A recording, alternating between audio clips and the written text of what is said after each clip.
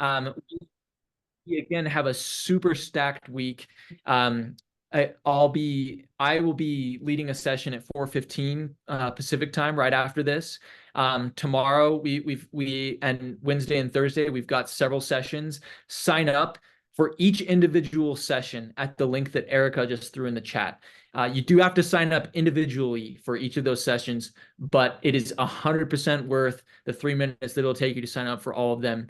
You will get so much help in the consulting recruiting process, all for free. We'll be sending out a lot of links like these. I want to see you clicking on all of those. I want to see you at these events. It's going to be an awesome week again. As far as logistics for the events, the number one thing I would suggest is be engaged. Come here, ask questions in the chat. Again, RSVP for all the sessions. I've literally had people tell me that these sessions like these have changed their life, have changed their career. And one quick tip, this meeting, I'll give you a pass if you're not already, but keep your video on. The people who get consulting offers are also the kind of people who leave their video on. So be here and definitely be present. With that, I want to jump in and do some introductions. First, want to introduce our Leland team. Erica is on the call, and she's our head of experience. A lot of the Leland team left consulting to build Leland. And so we've got she was at EY Consulting. Josh on our team was at Bain. Amelia leads our content team, and then John, the CEO of Leland, actually has done a lot of MBA admissions consulting. So if MBA is anywhere in your future, definitely go follow John Colliker on LinkedIn. Then there's little old me. I was a summer associate at BCG before jumping into startup land, but I've been a coach on Leland for a while and have loved being able to help people land consulting roles. But the stars of the show tonight are Alex, Jasmine, and Jeremy. They'll be our panelists at the kickoff, and want to give time for each of them to introduce. Alex, go ahead and jump in. Yeah, well, glad to be here. So Alex, I'm a former helicopter pilot, went to business school, did a few years in consulting, and then I recently, well, not recently, about 8 months ago, transitioned to a product manager role for Supernal, which is a tech advanced air mobility company. But I've been coaching for a long time, much more informally, but I'm excited to join the Leland team and kind of get going. Awesome, thanks. Jasmine, jump in. Yeah, absolutely. Hi, my name's Jasmine. I'm currently actually getting my master's here at Stanford, but I'll be an incoming BA at McKinsey this coming fall. In the past, I interned at Deloitte alongside a small public service consulting org called TechnoServe. And so I've been informally working with consulting for a while, but also have been on Leland for the past couple months, and I'm very excited to be here. Thanks so much. And Jeremy. Yeah, hey everyone.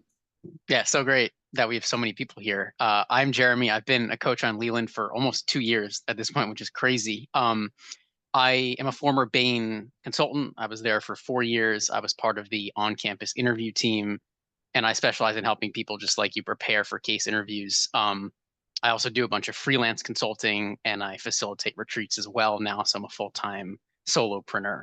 Glad you're all here. Amazing. Thanks so much, Jeremy. Jasmine and Alex, we're so excited to have you here, and we're so grateful for your willingness to share your expertise with everyone here on the call. We also want to get to know each of you here on the call. So jump in the chat. This is your first chance to get engaged. Couple questions for you. Number one, how many mock case interviews have you done? If you don't know what that is, just answer 0. Totally okay. And then second question, which consulting firms are you applying to? If you're not sure, totally okay. You'll see we have people on the call tonight who are at all points in the recruiting process. Looks like we're seeing a lot of 0, so people just getting started in consulting.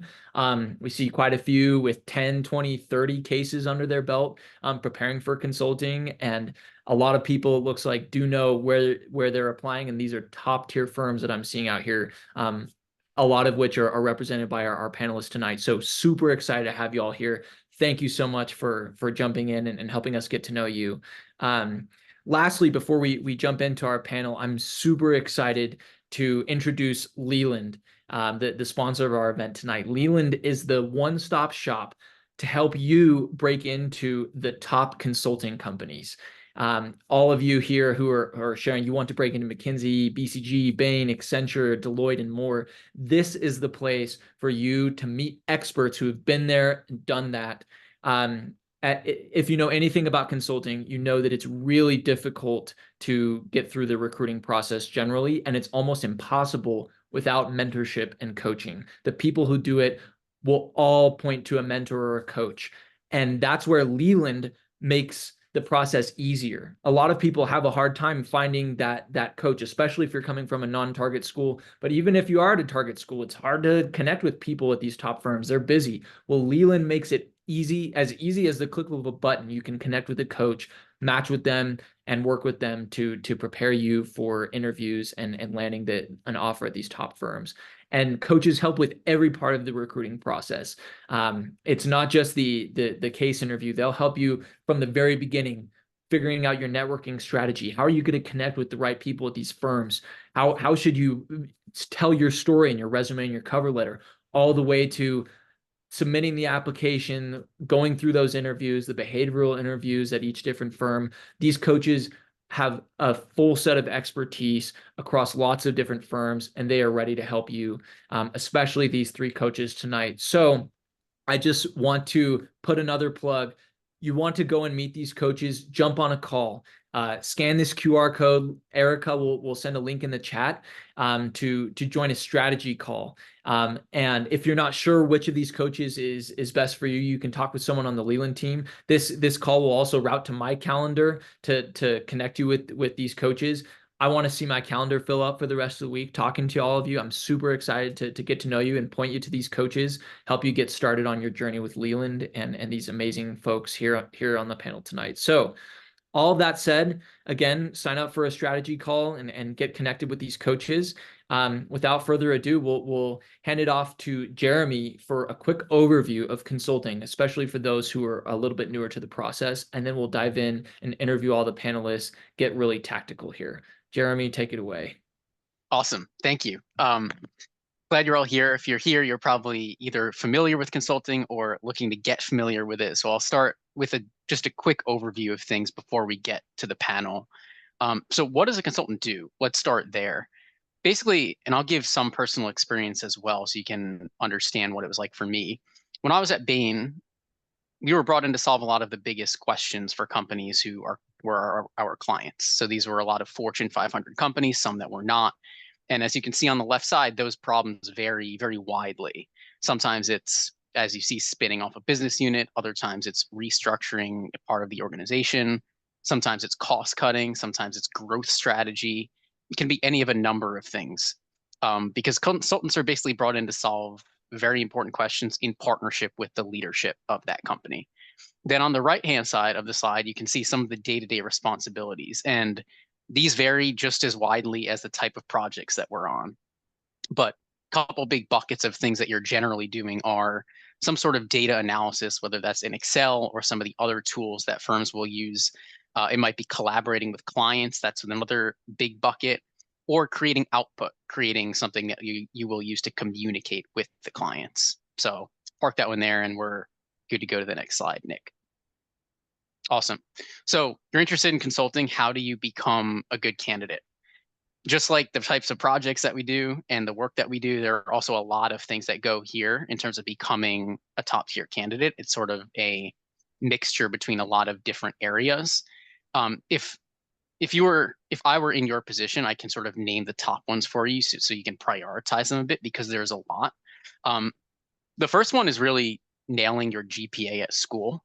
This is the first one. It's oftentimes looked at, with rigor by the firms, especially the top firms. So just focusing on being a good student and checking the box there is very important. Then beyond that, there's of course networking, case interview and behavioral interview prep are very important. And then there are the artifacts that you're giving the company to get to know you before the interview. And that's the resume, the cover letter, and anything else that you write to them. So it's a wide scope of things. But if you had to focus on a few, it's really nailing school, figuring out how to interview well, and then having the right artifacts to give to the firms. And flip, Nick. Awesome. So the case interview. how do you nail that?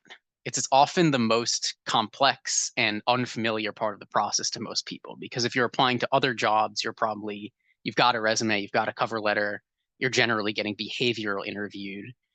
So it's the case interview that can throw a wrench in the whole process, and it's also what makes the best candidates stand out. And so there are a few things that do make the best candidates stand out, and I see these in my work with clients all the time. So first one is a structured approach. What the interviewer wants to see is that you're not all over the place with a million different, tangents, but that you have a rigorous, structured, sound approach to the problem. Strong analysis. Generally, there's some sort of math that goes along with the case, or some other type of analysis, but the general rule of thumb is that it's not that difficult. It's just easy to mess up because there's a lot of it. It's often got a lot of zeros on the end. And so being able to execute this without error is important. Number 3, reasoning and logic, similar to number 1. They want to see, basically these interviewers want to feel comfortable putting you in front of a client. And that is somebody who can, walk the client through from A to Z and allow them to understand a story, a narrative, why they should change in a certain way. And then 4, professionalism and engagement is that they want to see that you're enthusiastic about being there, and that, again, putting you in front of a client is something they can do without worrying for their own reputation. Awesome. And then it's a heavy slide. I'm going to give you a high level view of it. The application timeline. Basically, I know we've got lots of folks here who've done different prep. Some have done none, which is totally fine. Some have done a lot, I saw in the chat. But the good news is that you have time. All you really need are a few months to get ready. 6 to 12 months out, if you're very early, that's when you can start to do things like thinking about what firms you want to apply to. Are there people you can network with? And if there are certain offices, how do I sort of start talking to those offices? But then as you get closer, you'll want to hone in on basically nailing the interview, getting your resume and cover letter into the right shape. You'll also want to make sure that you are networking with people at the target firms in the target offices, because to take a step back there, it's actually a 2-part process. There's getting the interview, and then there's getting the job from the interview. So if you can do both of those things, you've got the job, but you can actually segment this process out to like getting the interview and then getting the job. And you want to focus on getting the interview when you're further out, and then nailing the interview when you're closer in. So I'll stop there. Nick, anything you'd like me to add on there? No, I think this is great. I think you've definitely hit on it. And actually, to that point about timeline, I wanted to ask another question as well, just before we dive in with the panel. When are you applying for consulting jobs? Would love to know from everybody. Are you applying imminently here in the summer, potentially for a full-time role next year if you're coming out of a master's degree or undergrad? If you're applying this fall, potentially for an internship next year, or are you applying in 2025 or later and you're just getting ahead of the game? Want to kind of see a profile of where everyone's at in terms of the time that you're applying. I think that Jeremy did a great job of overviewing that timeline. I'm sure we'll get into it again here with the panel, but definitely throw in the chat when you're planning to apply for these jobs. Again, would love to get a sense for where all of you are at, and that'll help us to tailor our answers to you. And without further ado, while you're sharing that, let's jump into the panel and our questions here. Number 1, I want to ask the full panel. We'll start with Jasmine, and then Alex, and then Jeremy. Why did you choose consulting, especially for all those people out there who are just kind of getting into consulting, potentially learning about it? What would you say was your experience in terms of choosing consulting? Totally, and I think that's a great question. So I come from a pretty non-traditional background, which is what I specialize in. So I studied political science, sociology. That's what I'm getting my master's in, and definitely did not come from a business background. But the lovely thing about consulting is there's a wide variety of exit opportunities in the field.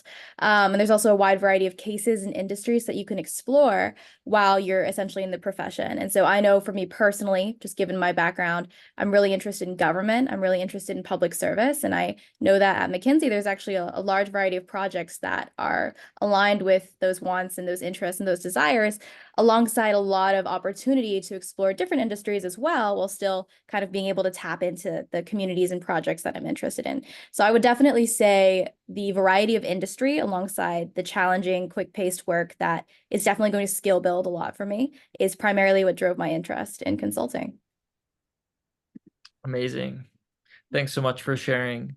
Alex, jump in.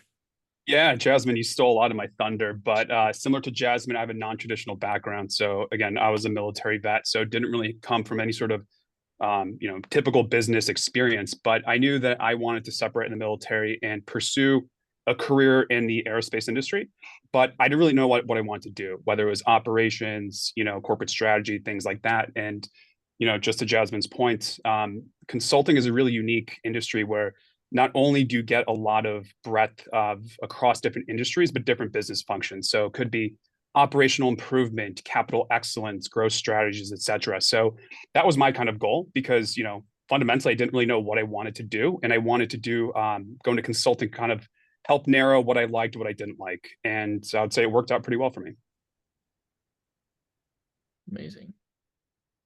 Awesome. I'll jump in. For me, I had a friend where I went to undergrad who was a few years older, and he started at Bain while I was at school, and we remained in touch. And he would always tell me how place has the best culture, and he was learning so much. And so I ended up basically choosing this field because I knew of this friend and I knew other folks who were in it who were kind of relaying back to me at school that this was a great place to start my career if I wanted to go that route. Would meet great people, great culture of mentorship. And so down the line, it's obviously paid off for me as well with different opportunities and exits and whatnot. But from the standpoint of me back then, it was because I found that people were happy in the field and there was interesting work. Amazing. Thanks so much for diving in and sharing those stories. I think that this is reassuring for sure for so many people on the call who may not have come from, a super traditional background. Hearing these experiences, you absolutely don't need to be at the #1 school with the #1 GPA to get a consulting role. You do have to be willing to work really hard and invest in yourself, and that's what we'll jump into next. Let's start, maybe Jasmine, if you could jump in and share, what do you recommend individuals to do first to decide, is consulting right for me? Yeah, totally. Another great question. I think a couple different things. So one, just being able to keep pace with a very quick, challenging, fast-paced kind of lifestyle and way of work. I would say additionally, just like, again, with lifestyle, like being open to a lot of different travel, exploring different industries. So once again, kind of with things changing. And then I would say lastly, kind of like a culture fit, kind of like is this typically people like stay in the industry for a shorter period of time and then leave. Some people actually stay a much longer duration if it's something they realize is good for them.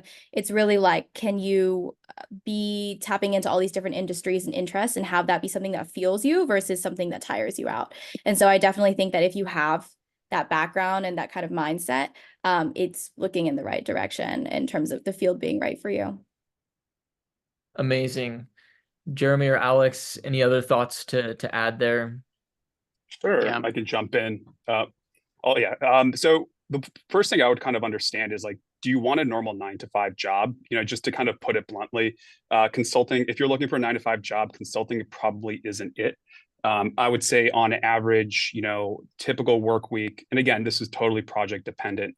It might be 60 hours a week. I've been on some studies doing like commercial due diligences that, you're working, till 2, 3 a.m. Granted, they're short sprints and stuff. So just understand that there are, some unique work requirements for consulting. And again, as Jasmine alluded to, there's travel as well. So if you're looking for kind of very steady, very predictable, consulting probably isn't it.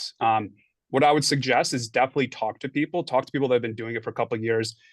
Ask them like, hey, how do you manage your work-life balance? Like, how do you manage family commitments, your time off, et cetera. And that should give you at least a pretty good idea if this is something that could work for you or, is really not your cup of tea.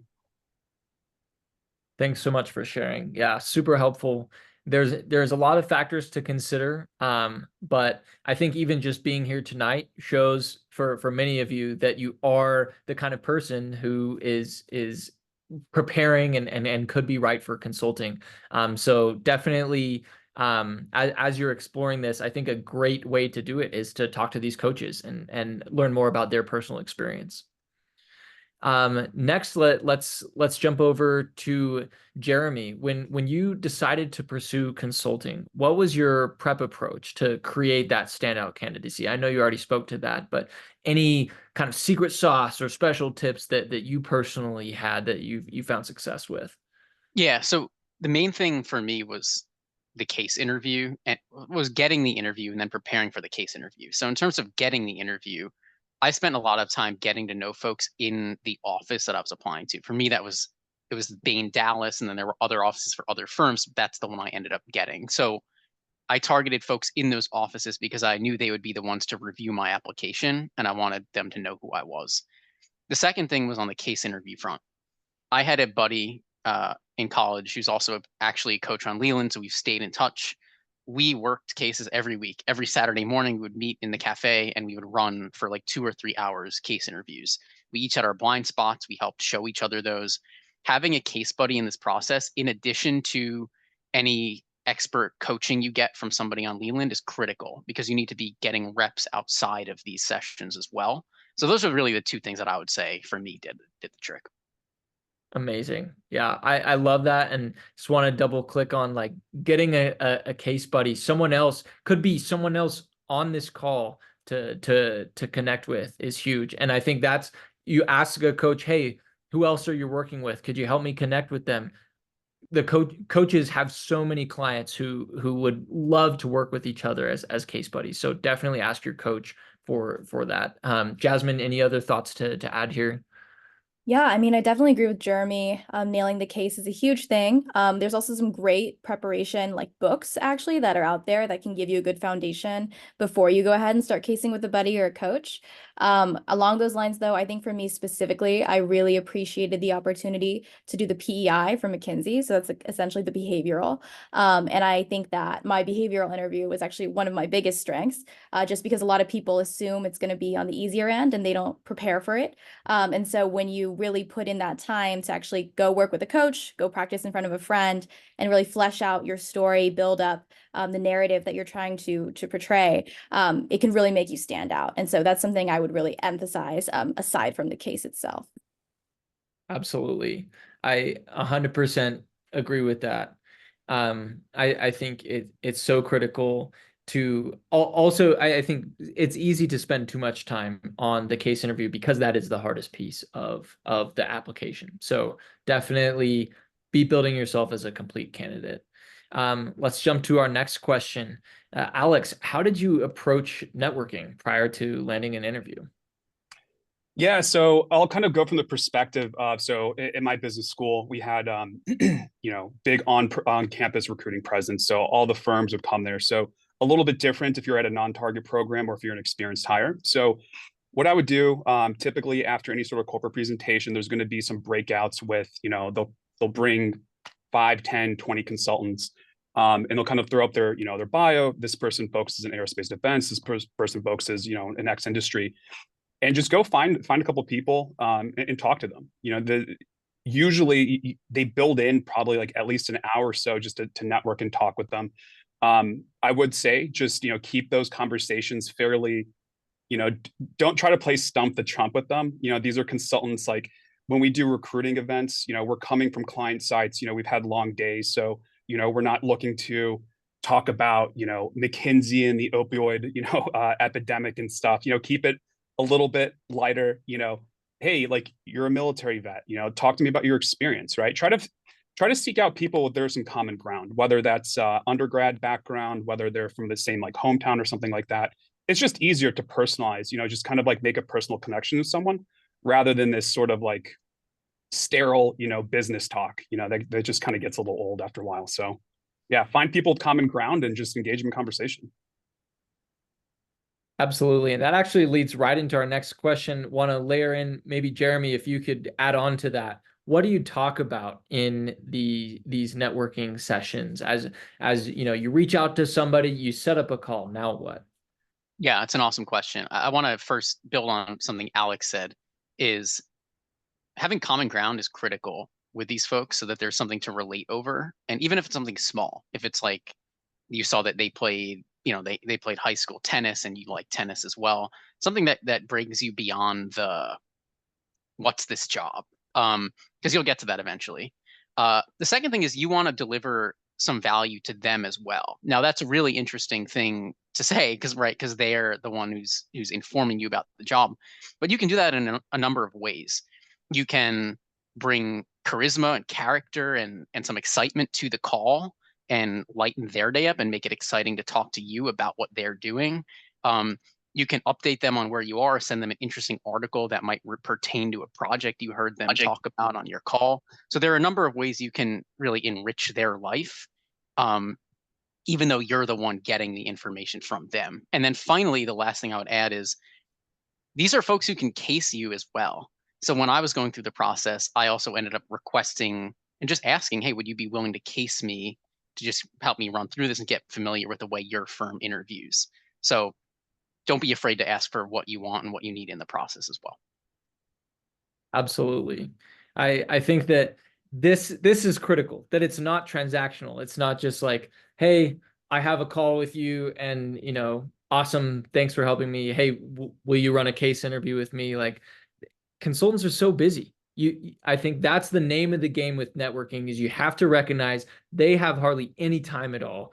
And so all of your interactions from the first email all the way up through the call and afterwards should be, how can you deliver value in a concise way? I totally agree. So resume now, Jasmine, what do the best management consulting resumes accomplish? What does the top resume look like for you?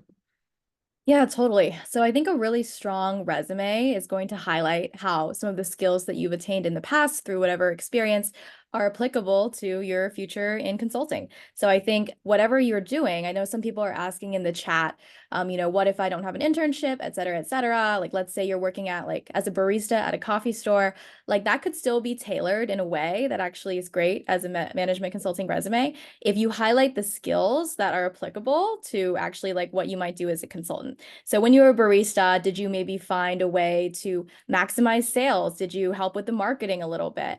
How did what you did in this role that may not seem aligned with consulting actually be really in line with kind of those different things of, managing client expectations, delivery, time management, et cetera? And how are you highlighting that? So that's what I would emphasize. Love that. I remember my very first McKinsey interview session was led by a woman who was a high school teacher for 4 years before jumping into McKinsey. I totally agree. And that changed my perspective on consulting. Alex, do you have anything to add here to that? Yeah, I'd say just have a balanced resume, like show that you can do some data analysis, some entrepreneurial skills, leadership, etc. You don't want to just get bogged down of like, hey, I can do all this analysis. I'm a SQL expert. Python R. That's great. That's certainly an awesome skill to have. But consultants are generally well-rounded people that have that executive presence, the presentation skills, things like that. So don't sleep on those. Any sort of cross-functional, like leading cross-functional teams is great. Any leadership skills, like these are all awesome things. Anything that you can highlight where it's like, I took charge, identified a problem, I came up with a solution, and I implemented it. I mean, that's kind of consulting in its basic form. If you can capture that in a resume or kind of a coffee chat, like you're absolutely golden. It's so true. And these resumes, you'll see almost all of the people who land offers have one of two things: a big brand or a big impact, and often both.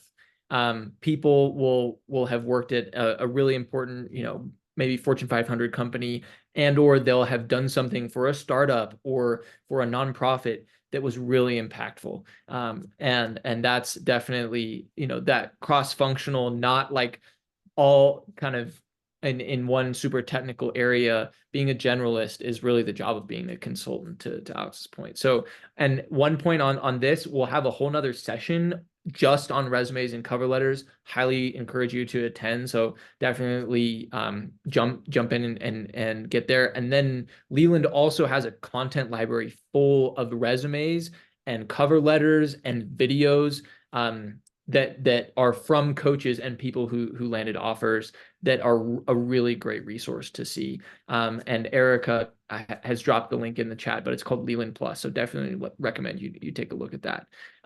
Next question, Jeremy, how would you describe the ideal impression to leave the interviewer at the end of the behavioral interview? What at the end of the behavioral interview, what do you want that interviewer thinking? Yeah, so I'm gonna just slightly alter the question a little bit so I can answer it. Like I'm gonna take it as the interview in general, including possibly the case. The vibe you want to leave the interviewer in. So in the first round, generally, if there are 2 rounds, you're getting interviewed by someone who's at a lower medium level of the firm. Like when I was at Bain, I was interviewing folks while I was a consultant. So with the first round, you want people to believe that you can do the job, you can do the analysis, you can deliver the recommendation, you can structure, you can framework, all that stuff. With the final round, it's generally done by somebody a little bit more senior, a partner, a principal, an associate partner, whatever they're called at the firm. And they want to leave the room feeling like they can put you in front of a client confidently and trust that.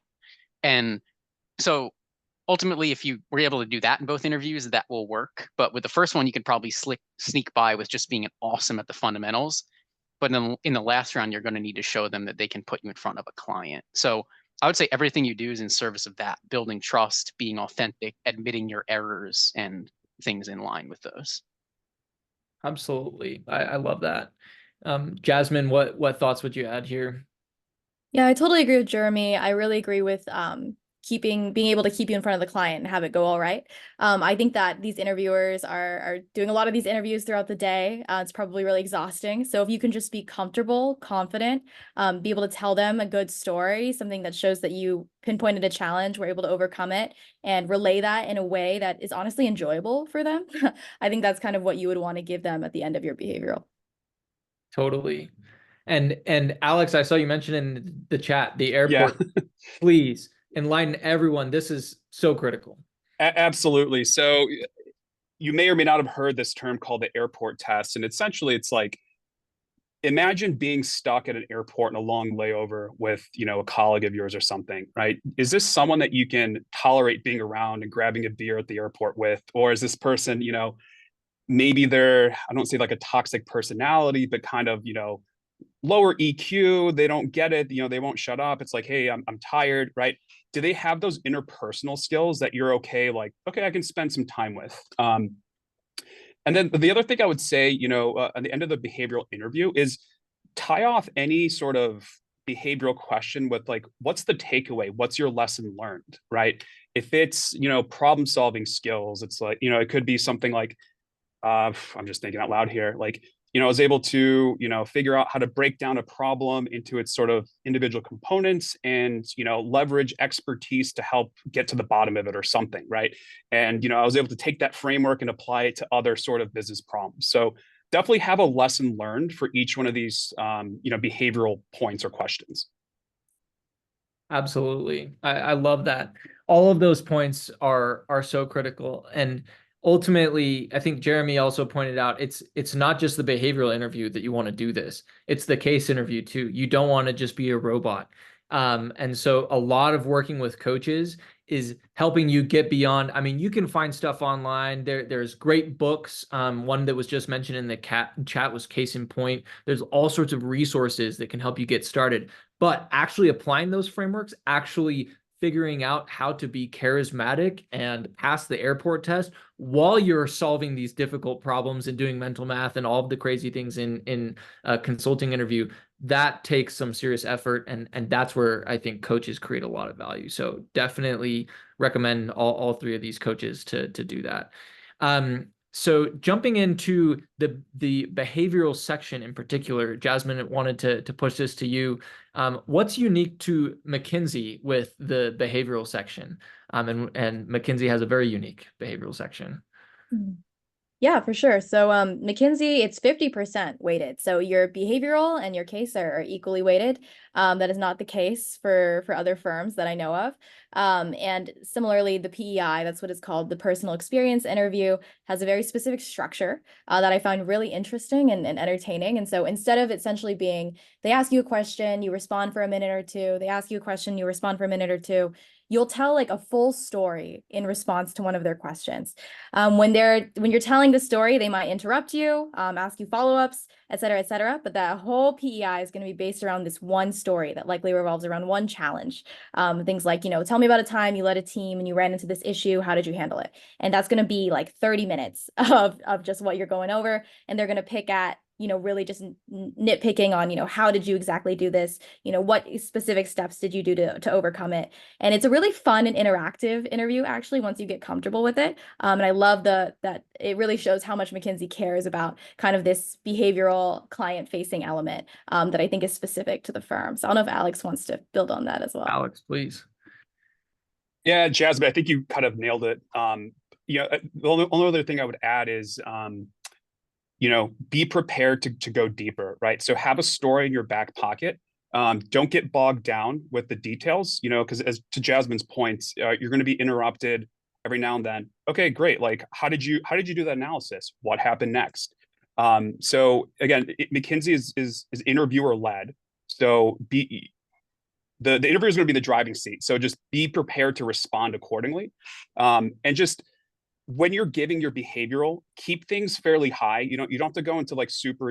Don't spend 3 or 4 minutes giving the background. I use this sort of framework called STAR-L. So situation, task, action, result, and lesson learned. Couple sentences, couple phrases for each one of those things. And again, just be prepared that you're going to be interrupted, and you're going to have to go a little bit deeper on each of those questions. Absolutely. And this is a very unique type of interview. I mean, can you imagine someone asking you about, tell me about a time you had a conflict with a coworker, for example, but then spending 20 minutes really diving in and asking about every detail. Okay, then what did she say? And how did you respond? And how did you know what she was thinking? That's the kind of thing that goes on. And again, it's so valuable to have someone who's been there and done that. But it is a very difficult piece of the interview. Also very rewarding though. So next piece, tell us about the case prep that you personally did. And if you could go back, what would you do differently in your case prep? Jeremy, if you could kick us off. Sure. Yeah, I hinted at it already, so I'll keep it short. I wouldn't do a lot different. I think I had my approach felt pretty natural. I did around 30 cases, I would say, with buddies at school, including the one I mentioned, which I'd been doing for over a year because I interviewed for the internship and then I interviewed for full-time again. And then I also, as I mentioned in the other answer, would ask folks that I was speaking to at the firms if they would be willing to case me. So that was my way of getting some professional feedback at the time when I didn't have access to a Leland. So those were the 2 parts to it for me. I'll pass the baton to the other. Yeah, I'll jump in. I think it's important, one of the questions asked before at the very beginning was how many cases people do, and 0 to 50 plus. So first off, case at your own pace and to your own comfort level, and until you feel competent. I've known classmates of mine in business school that have done 80 plus 100 cases, gotten offers at McKinsey, have not gotten offers at McKinsey. I have a really close friend of mine that did like 3 cases beforehand. So again, she's probably a little bit of the exception. So definitely do some casework, do the prep work. What I will say though, when it comes to the frameworks, fundamentally with a lot of these case interviews, like the frameworks are all pretty similar. Be careful about over relying on these frameworks, because if you, as an interviewer, I can tell if someone is just kind of like regurgitating a framework and they're kind of missing like the fundamentals of the case, right? They just have this kind of set, you're trying to fit a square peg in a round hole, and it just doesn't quite work well. So, be adaptable, understand that those frameworks are just frameworks. They're not going to apply to every single case, but generally speaking, they're a good starting point. Just, be adaptable, tailor the framework to that specific case, and don't just like recite a recipe, because it's, as an interviewer, I can tell that, you're not really getting like the fundamentals of this case. Absolutely. Jasmine, do you have any thoughts to add? Yeah, totally. I agree with everything that's been said. I did a ton of cases, but I also think that's because I knew that I had a lot to build on, just coming from no business background, not really understanding a lot of the basic frameworks. So I think it really depends on where you're at. What I would recommend, and this is what I tell to my clients, is if you get to the point where you can randomly choose a hard case, so if you buy like a case book, there'll be a ton of cases in there, they can categorize them by difficulty level. If you can pick a hard case at random, get through the entire thing with a friend and ace it, you are most likely in a really good place. Until you can get through that whole case and not have messed up, not messing up your zeros, not messing up your framework, not stuttering on a qualitative question, then you need to keep going. And so that's going to vary per person. But that's how I would measure that. Well, one thing I want to add real quick is there are some people are better than casing than others. So, it's great to case with people that have never given a case before, but you're going to get a lot more out of doing a mock case interview with someone that's gotten an offer, right? Because that their interviewing skills were good enough to get an offer, whereas someone that doesn't, again, not saying that they're bad case interviewers, but the person who has an offer probably has a little bit more experience, can tailor the case to that kind of specific firm. So be sure to case with some folks that are either returning interns or new consultants, etc. Absolutely. And Erica's sent in the chat the profiles of these three coaches. You should absolutely message them to get those resources, connect with them, and case with them. And there's been overwhelming demand in the chat for case buddies and connecting people with others who are interested in the case. Erica just posted a link to a Slack channel where you can all connect with each other to case. But again, to the point that's been made multiple times, it's helpful to case with buddies. It's also critical to case with someone who's gotten an offer and doesn't have maybe some of the blind spots that you might if you're just casing with peers. So highly encourage doing both. Definitely join that group and connect with one of these coaches.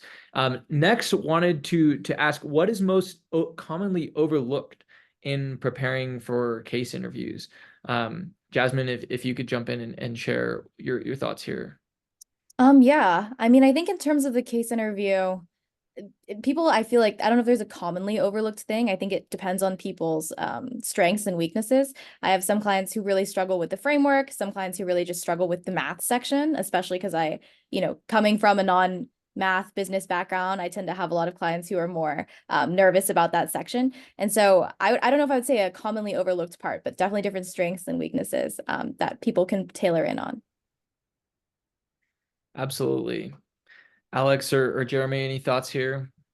Yeah, I think an easy thing that's overlooked is just coachability. So, as you're in an interview, maybe that you're going down like kind of a rabbit hole or something, and it's like the interviewer's like, "Hey, maybe let's not focus on that." That's a subtle way of saying that you're going the wrong direction. So listen to the feedback. I think any interviewer is going to kind of give subtle hints to kind of steer you some way. Be receptive to that. Understand, you may have done all this analysis, be like, hey, that's great, but that's not what we want to, that's not what we want to look at. So be adaptable, be coachable, be receptive to feedback. I've been in interviews where, someone was like very insistent that they wanted to do like, it was a profitability case and they really wanted to get into the costs. And it was just like, hey man, like that's not where we want to go. Like I had to like kind of like interrupt him, and it was very awkward. Needless to say, he did not pass the case. So with that being said, just read the cues from your interviewer, understand that they may kind of shift you or steer you to another direction, and just be adaptable. I love that. Jeremy, what are your thoughts on this? Yeah, I have one thing that just came to mind. Alex was hinting at it. With the frameworks, people tend to memorize things and it does not work.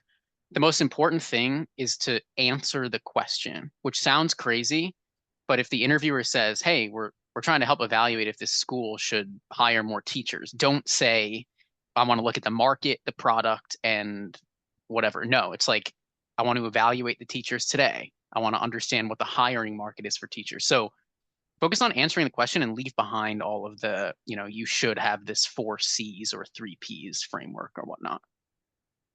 I love that. That is so true. When you get asked a question in a case interview, your first thought should not be what framework is the best, right? You should be answering the question. And those frameworks can guide and help you. But I always think of them kind of as training wheels, right? You should be able to take them off. So really, really great thoughts all around. Still kind of on the case interview portion. Any final tips, other thoughts? I know you have so many things that you'd share with clients, but maybe just a top tip or thought that you could add on top of what you've already shared. Maybe let's start with Alex, then Jasmine. Sure. One of the tips I give all my kind of case interview mentees is structure everything. It's very easy, especially with the virtual interviews. Hey, let's brainstorm, right? You can kind of just start, for lack of better terms, just rambling, and you may be hitting on the right answers, but it comes across as unstructured. So I would strongly suggest at any point of like, if there's an interview, part of the interview, it's like, hey, what do you think about this? Or like, what are some other considerations? Just ask, hey, can I take 20 seconds just to kind of organize my thoughts? It doesn't have to be a perfect, like MICE, to use a McKinsey term, list, but it's just like, hey, I kind of think of it as two categories. It's either category A or category B. And that's how that's how I'm thinking through this problem. And all it does is just conveys to your interviewer that you're structured, you know how to organize, you're taking a little bit of insights. And I think that goes it goes a far way with case interviews. Yeah, kind of along that note, I think that just taking a second, I know Alex mentioned that, but taking a second also when it comes to any kind of math question as well. I think that, we call it, well, I call it a sanity check, which is basically like, let's say you have a number you're calculating and you come up with a number much lower. If you just take 1 second to quickly ask yourself, like, does this number I'm about to say actually make sense before you say it? You can really catch yourself. And so I think taking that time to collect your thoughts before each final response is incredibly helpful. And I think along those lines as well, if you do mess up, just keep going. I think I've seen it where I've seen people casing and then they mess up, and then for the rest of the case, they're so nervous about having messed up, they just flunk it. Just stay confident, stay strong. You made a mistake, but keep going. And so that's what I would say. Yeah, I'm happy to add mine. I personally don't find it as helpful because there are so many things that I think, a blanket piece of advice is hard. So I'm going to make this unique. I think find somebody who can give you the tips that you need and not that everyone else needs. Because for example, there's one client I work with right now who can do all of the cases perfectly, but he generally makes one math error and then it gets in his head and it ends up spiraling after that. There's another client who has a totally different problem. So I would never give that same advice to both people. So find somebody who can point out your blind spots and trust that they're not making it up. I love that. And even just that anecdote about, getting in your head with math is such a common a common issue that so many people face. I think the mental aspect of the case interview is so much deeper than people realize. And it's kind of like getting to race day or test day. When you get to the actual interview, it can feel different than all of the cases that you've done before just because it's live. And so preparing yourself mentally to get there, in addition to everything that all of you have shared is so critical. Want to cap off the evening with your final tip, your maybe number one piece of advice to help people land a management consulting offer. And as has been mentioned, there's actually earning the interview and then there's crushing the interview. And so feel free to speak to either or both of those. Maybe let's just go through in the same order. Alex, Jasmine, Jeremy, would love to know all of your thoughts. Yeah, for sure. So I actually worked at Accenture before I was at McKinsey. So I can't speak to this point being applicable to every single firm, but if you're at a program that has an on-campus consulting recruiting presence, go to events, go have coffee chats, participate in a case competition or two. Again, I can't speak for every firm, but at least from Accenture's point of view, one of the criteria they use to invite candidates to interview is see who's attended. If you didn't attend the corporate presentation, unlikely that you're going to get an interview, even if you have 99th percentile GMAT score. So just show some interest, right? And that it becomes a little bit tough because when you're in like, business school, a lot of your time is going to be taken up by recruiting, but that's just part of the price you have to pay. So have multiple touch points, do some coffee chats, go to the corporate presentation, and at least you're good to go. You want to be on the recruiter's like radar. And if you don't do that, then they won't really know. Absolutely. Yeah, I would say my final takeaway is just start preparing really early and kind of extend that to every step of the process. So, don't be doing your resume edits the night before they're due. Don't be scrambling to network when all the events have finished out.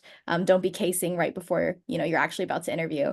Really just strategically plan everything months ahead. And I know people mentioned in the chat, like 6 to 12 months ahead. I would totally agree with that. I think the more time you have, the better to really lay out how you want to tackle each of these different steps in the process, especially given how many steps there are. So definitely just taking that time.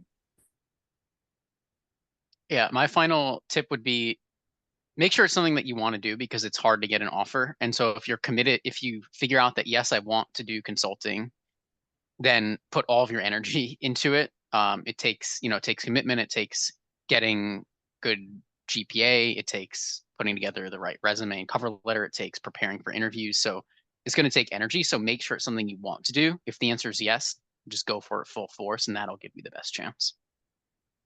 Amazing. I totally agree. And I think one thing I just would add is taking advantage of all of the resources, all of the time that you have. I think a lot of people they think, oh, I've got 6 months until the interview, and so they'll spend maybe an hour a week on it, or 2 hours, and then they'll get close, a month out, and they're like, oh shoot, I need to do a lot of cases. I would highly recommend, wherever you are in the process, but especially if you're one of those people who said in the chat that you're applying in this summer or this fall, get started today, right now. I mean, just being here is a great first step, but connecting, getting more resources, attending all of the management consulting week events, shameless plug, like that would be my number one tip. And also working with these awesome coaches. And Erica just threw the link for all the rest of the sessions in the chat momentarily, and stay on the call up until the end here, just a couple more minutes if you want to win some of the giveaway resources. But just wanted to share a final word thanking these panelists. We really appreciate Alex, Jasmine, and Jeremy, all of the time, the thoughts and expertise that you've shared. You're all expert coaches, and I wish I had been able to work with you in my consulting prep process. Highly recommend everyone on this call to jump in and connect with them. Erica just threw the links to their profile in there.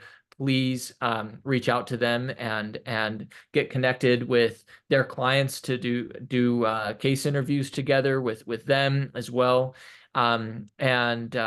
Lastly, just wanted to thank all of you for joining. If you're not sure which one of these 3 coaches to meet with, set up a strategy call with a member of the Leland team. We'd love to help you to learn more about your background and help point you in the right direction as far as a coach and get you set up. We'll send you an email for all those who are still on the call. You're eligible to win the $50 of free coaching. We'll send you an email if you're one of the lucky winners. If not, come to more events. We're doing a giveaway, the same giveaway at all of our events, albeit with a few, maybe just a few of these discounts. But anyway, we're so excited to kick off Consulting Week. Super grateful to these panelists for coming on and sharing their expertise, and excited to see you at more events later. We've got another one in 30 minutes on networking, so definitely hop on and join that. Excited to see you all at other events this week. Thanks so much, everybody. Thank you all. Thanks, everyone.